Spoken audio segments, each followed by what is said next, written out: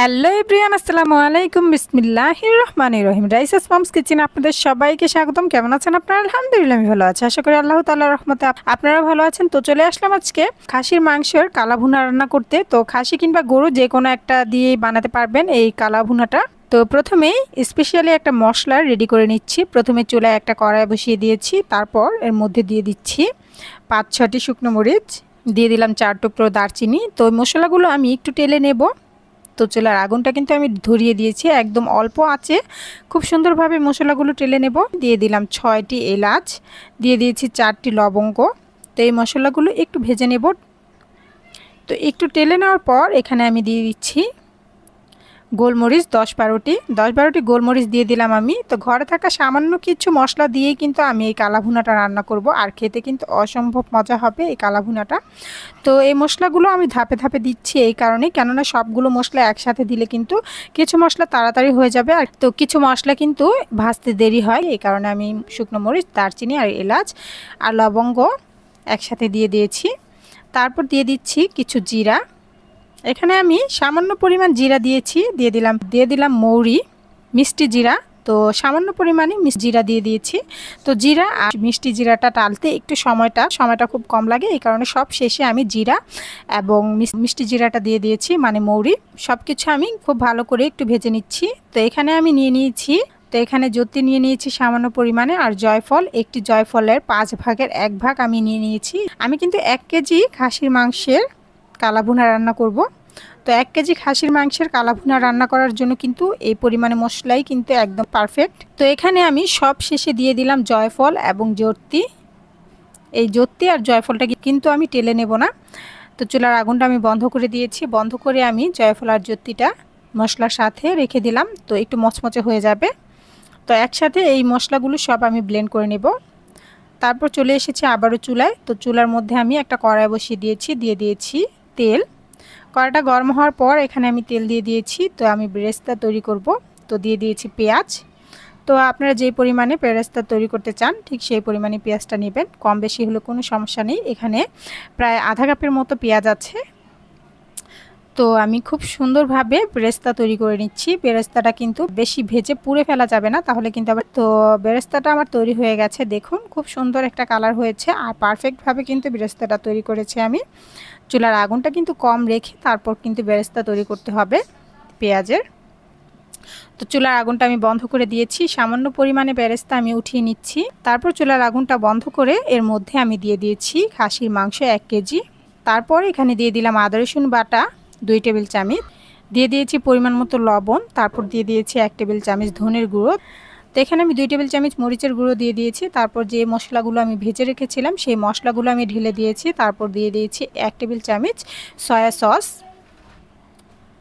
তো দিয়ে সব কিছু আমি খুব ভালো করে মাখিয়ে নিচ্ছি, হাত দিয়ে খুব ভালো করে মাখিয়ে নেব।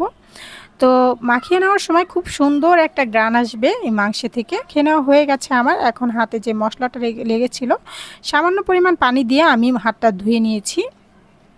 তো এভাবে আমি 20 মিনিট ঢাকনা দিয়ে ঢেকে রেখে দেব। তো 20 মিনিট পর চলে আসলাম, চুলায় মাংসটা বসিয়ে দিয়েছি আমি।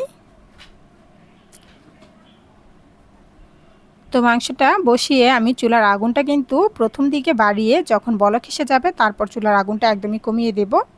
তো আমি নাড়াচাড়া দিয়ে ঢাকনা দিয়ে ঢেকে দিয়েছি।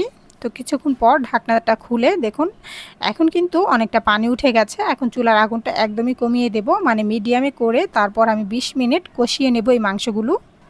তারপর নাড়াচাড়া দিয়ে আবারও ঢাকনা দিয়ে ঢেকে দিলাম। তো এভাবে করে আমি 20 মিনিট কিন্তু মাংসটা খুব ভালো করে কষিয়ে নেব, একদম তেলের মধ্যে ভাজা ভাজা করে নেব।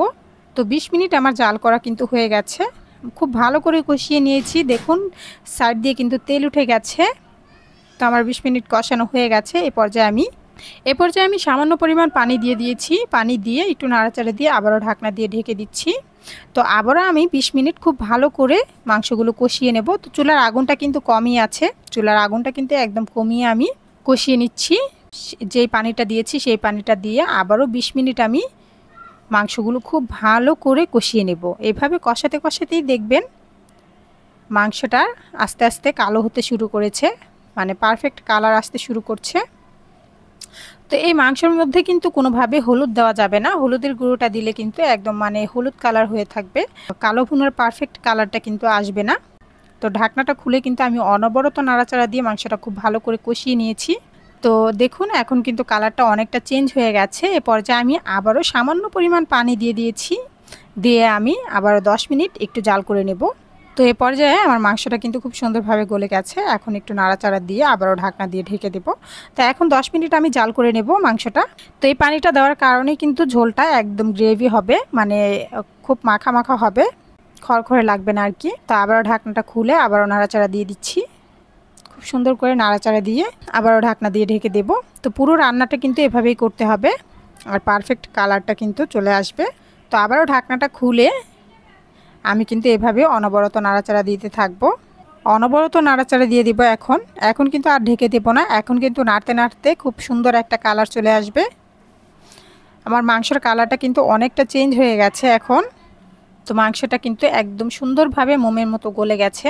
তো এখন কিন্তু আমার মাংসটা হয়ে গেছে, মাংসের পারফেক্ট কালারটা চলে এসেছে।